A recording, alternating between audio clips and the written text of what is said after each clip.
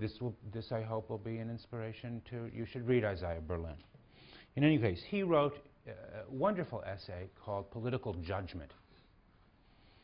And in it he asks, what is the intellectual quality that successful statesmen possess that distinguishes them from all other, that distinguishes their knowledge from all other forms of rationality and knowledge? And he writes as follows.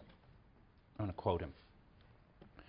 The quality that I am attempting to describe, Berlin writes, is that special understanding of public life which successful statesmen have, whether they are wicked or virtuous, that which Bismarck had, or Talleyrand, or Franklin Roosevelt, or for that matter, men such as Cavour, or Disraeli, Gladstone, or Ataturk, in common with the great psychological novelists, and something which is conspicuously lacking in men of more purely theoretical genius, such as Newton, or Einstein, or Bertrand Russell, or even Freud.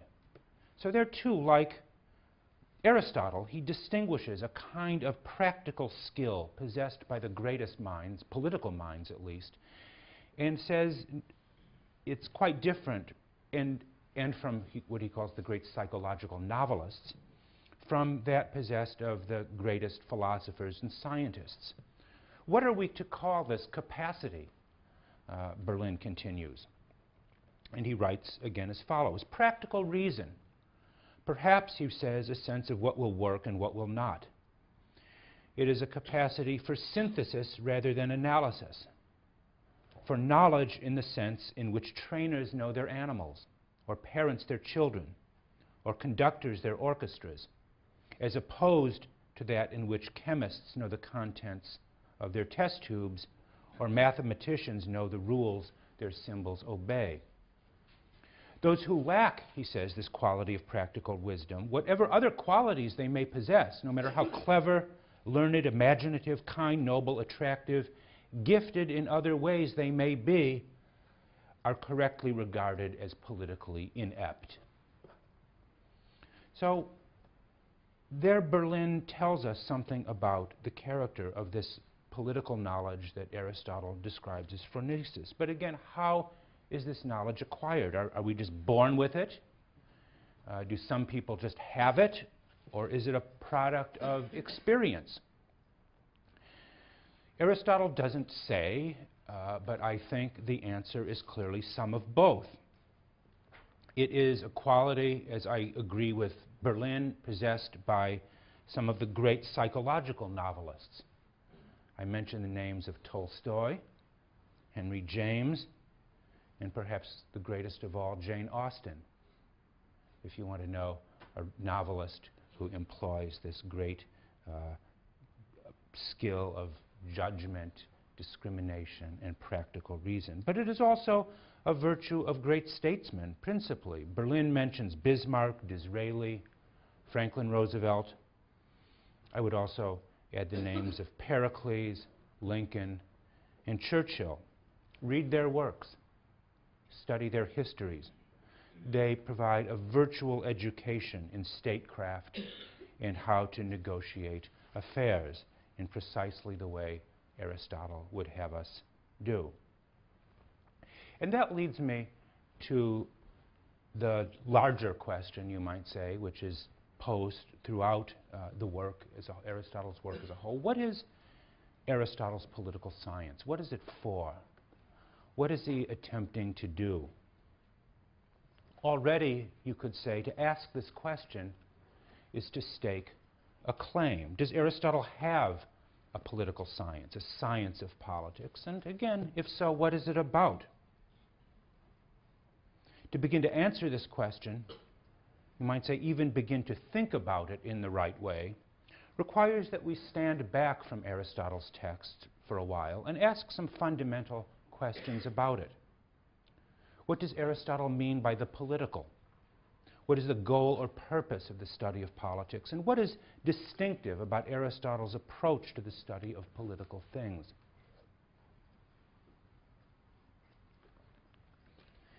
Today, the term political science stands for one among a number of different disciplines that we call collectively the social sciences. This not only includes political science, but economics, sociology, anthropology, psychology, among others. Each of these disciplines seeks to give us a handle on a distinctive set of human actions and interactions. Economics deals with the transactions involving the production and distribution of wealth. Sociology with transaction governing status and class. Anthropology with the domain of culture, and so on. What is it that political science studies, and what is its relation to the other disciplines? The core of political science, at least according to Aristotle, and to this degree I'm very much an Aristotelian, what distinguishes it from all other studies is the concept of the regime, of the politeia. The regime for him is not one branch of human activity among others.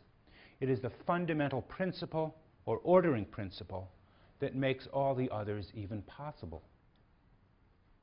This is why Aristotle does not regard the study of politics as one social science among others.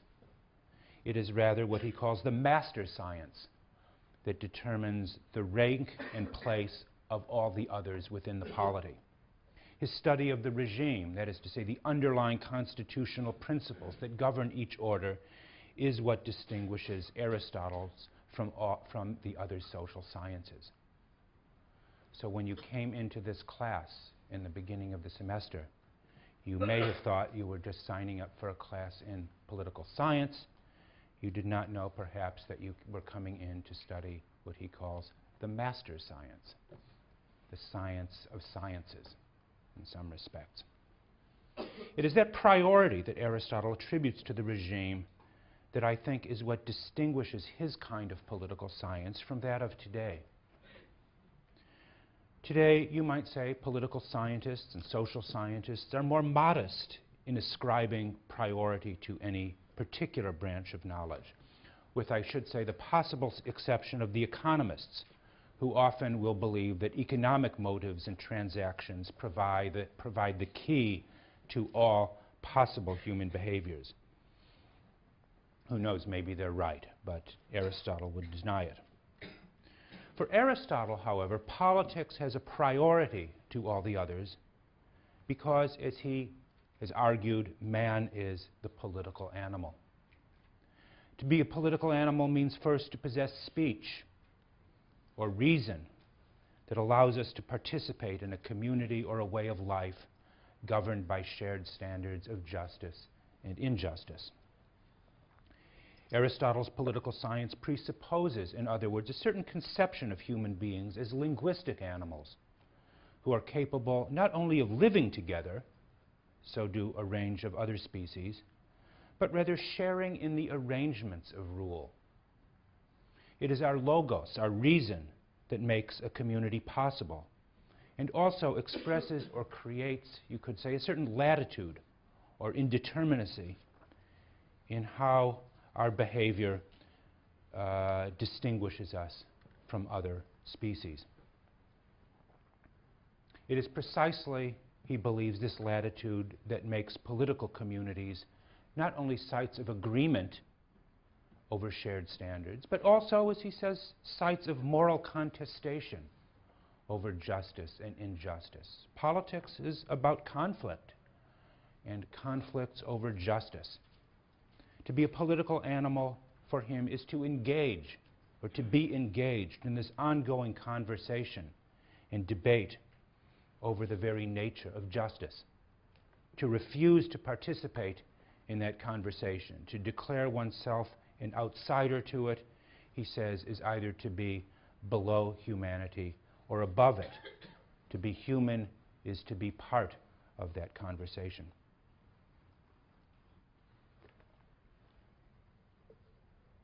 So the centrality Aristotle ascribes to politics forces us to consider another question, namely, what is the purpose of this study?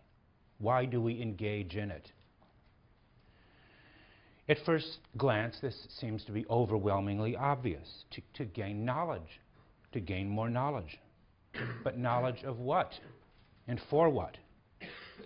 Most people today are attracted to the study of politics because they are interested in things they've read about in newspapers or seen on TV, things like elections, political leaders and parties, different causes to which they may feel some attraction, interested in wars and revolutions that they see or have heard about. And it is to learn more about these things that we come to the study of politics. This is true now as it was in the time of Aristotle. And Aristotle certainly recognized that the accumulation of political knowledge, you might say the gathering of data, the organization of facts, is very important. Books 3, 4, 5 of the Politics shows the empirical side of Aristotle's politics. But again, let me just pose the question, what is this knowledge for? What does Aristotle intend to do with it, or want us to do with it? Politics, political science, he tells us, in the ethics, again, it's not a theoretical subject in the matter of physics or metaphysics or mathematics. That is to say, its purpose is not knowledge for its own sake. However important the study of politics may be, it exists not for the sake of knowledge, but for action, as he tells us. For praxis is his word, for action. Political science exists for the sake of the human good, and the opening sentence of the Politics confirms this. He says, we see, everyone does everything for the sake of some apparent good. All action, all human behavior is aimed at achieving some type of good, is all aimed at action.